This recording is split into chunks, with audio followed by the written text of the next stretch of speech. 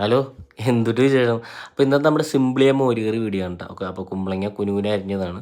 നമുക്ക് ഉണ്ടാക്കുന്ന പാത്രത്തേക്ക് തന്നെ ഇടാം. ഓക്കെ, അത് കഴിഞ്ഞിട്ട് നമുക്കെല്ലാം വൃത്തിയായിട്ട് കഴുകിയെടുക്കാം. നാടൻ കുമ്പളങ്ങയാണ്. ഓക്കെ, അത് കഴിഞ്ഞിട്ട് ലേശം ഉപ്പ്, മഞ്ഞൾപ്പൊടി, 1 കപ്പ് വെള്ളം നമുക്ക് ഒഴിച്ചെടുക്കാം. അപ്പോൾ ഈ നാടൻ കുമ്പളങ്ങ എവിടെ നിന്നാണെന്നല്ല, അപ്പോൾ ഈ നാടൻ കുമ്പളങ്ങ ഞാൻ എൻ്റെ അമ്മ വീട്ടിൽ പോയപ്പോൾ മാഞ്ഞ് തന്നുവിട്ടാണ്. ഇപ്പോഴും അതെ കേട്ടോ, നമ്മളെപ്പോൾ പോകുമ്പോൾ എന്തെങ്കിലുമൊക്കെ തന്നുവിടും ഇവർ. കുമ്പളങ്ങ നന്നായി വെന്തിട്ടുണ്ട്. അപ്പോൾ നമ്മൾ കുറച്ച് നേരം കൊണ്ട് അതിനെ ഒരു വേപ്പിലിട്ടിട്ട് ഞാനത് അടച്ചു വെച്ചു. അത് കഴിഞ്ഞിട്ട് ഇൻഗ്രീഡിയൻസ് പച്ചമുളക്, കുഞ്ഞുള്ളി, വെളുത്തുള്ളി, ജീരകം, കുരുമുളകാണ്. അതിനുശേഷം നമ്മൾ അമ്മയാണ് കേട്ടോ അപ്പുറത്ത് നിൽക്കുന്നത്. ഓക്കെ, പുള്ളിക്കാരി ക്യാമറയിൽ വന്നിട്ടില്ല. നമ്മൾ ആ തൈര് എടുത്തിട്ട് അതിലേക്ക് ഒഴിച്ചു കൊടുത്തിട്ട് അതിലേക്ക് ഈ സാധനങ്ങൾ മുഴുവൻ ഇട്ടു. നമ്മൾ നന്നായിട്ടത് മിക്സ് ചെയ്ത് പേസ്റ്റ് പോലെ ആക്കി എടുക്കണം. ഇതേപോലെ എന്നിട്ട് നന്നായി തിളയ്ക്കുമ്പോൾ നമ്മൾ അതിലേക്ക് ഒഴിച്ചു കൊടുക്കുക.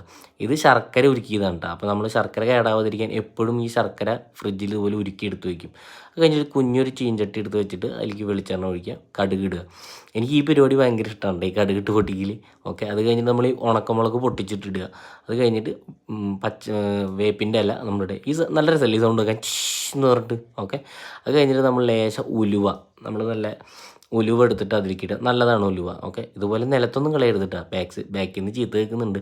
എന്നിട്ട് ഈ ക്ലീനർ പോലത്തെ സാധനം വെച്ചിട്ട് നമ്മൾ അതിലോട്ട് ഒഴിക്കുക. എന്നിട്ട് വെറുതെ നമുക്കൊരു സ്റ്റൈലിൽ ഇങ്ങനെ രണ്ടിളക്കി ഇളക്കാം. ഓക്കെ, അപ്പോൾ ഇത് വളരെ ഈസി ആയിട്ട് ഉണ്ടാക്കാവുന്നതാണ്. നമ്മുടെ ഈ ദുബായിലും അതുപോലെ പുറത്തൊക്കെ നിൽക്കുന്ന ആൾക്കാർക്ക് വളരെ ഈസി ആയിട്ട് ഉണ്ടാക്കാം. അങ്ങനെ എൻ്റെ ഇന്നത്തെ ജീവിത ലക്ഷ്യമായ ഭക്ഷണം കഴിക്കൽ കഴിഞ്ഞു.